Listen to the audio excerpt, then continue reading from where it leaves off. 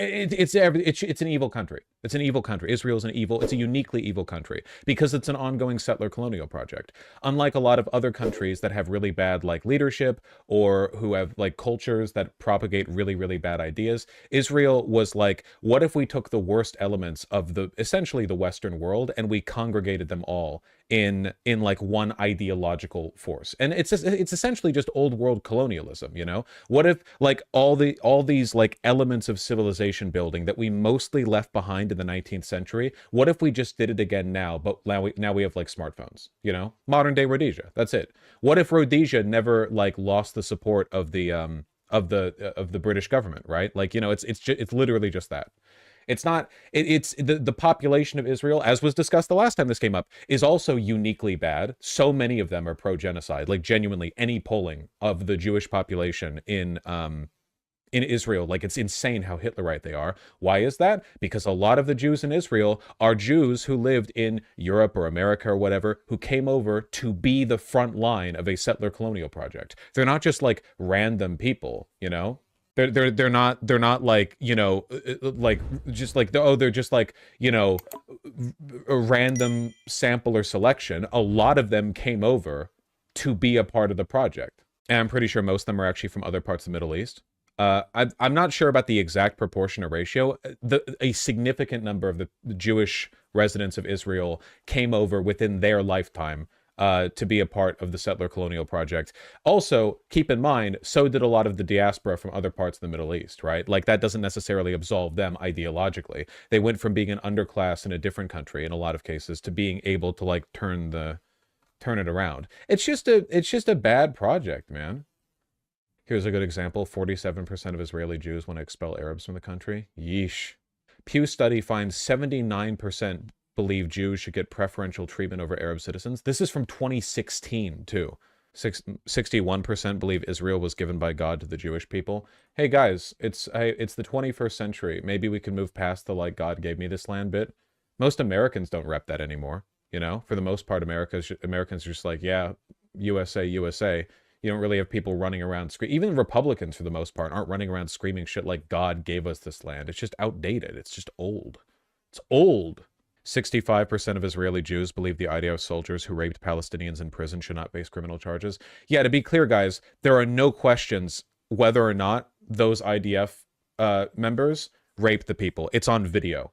So 2/3 of Israeli Jews full-on think, like, you can rape Arabs, and that's fine. Like, that's how bad this country, like, that's how sick this country is. That's why, like, it's not just Netanyahu that has to go.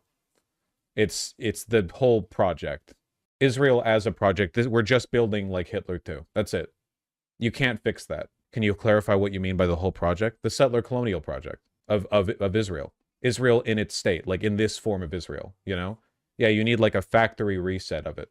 I don't think you can like dissolve Israel and just return Palestine to its former borders.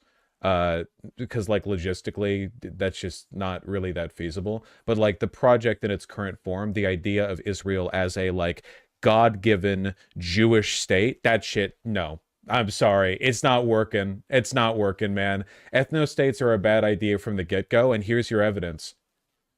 We give you effectively like Western culture in the Middle East and all the weapons in the world to defend yourself, so there's no legitimate fear of being destroyed by your neighbors. You are freed from the legitimate fear of being destroyed by your neighbors. And what happens?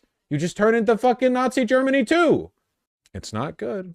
Remember the liberty? People really like overstate the liberty thing, you know? Like, yeah, it's a settler colonial project. Yeah, the IDF has always been like full of lunatics because they literally joined the military of a settler colonial project for a nation that is founded on the principle of ethno-nationalism and the belief in their being chosen by God. Did they attack the USS Liberty like deliberately? I don't know, probably, because they were like assholes. It's just, I guess this is like the least compelling of the stuff they've done. Like, oh, they attacked a US ship. We're America, we can handle a ship being attacked, okay? Like, it's to me, the USS Liberty has always been like kind of an anti-Semitic dog whistle, because if you actually gave a shit about the bad that Israel's done, there's a litany of evidence of all the bad they've done, and them attacking, like one ship attacking the USS Liberty, like maybe it was an accident or whatever. Like, who cares? What is the relation? Like, who cares? 60 years ago, some guys attacked us and it was maybe an accident. I don't know. It seems to me like the admission there is that you only care about Israel is the perceived harm that they do to America and not like the world, you know? The point is that they're not our allies in any way. You can't make that statement based on something that happened 60 years ago.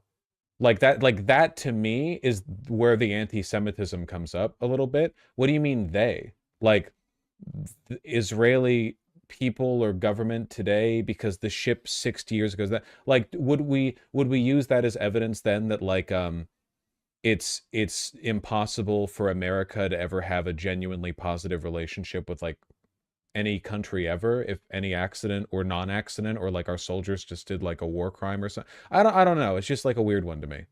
I just never given a shit about the liberty.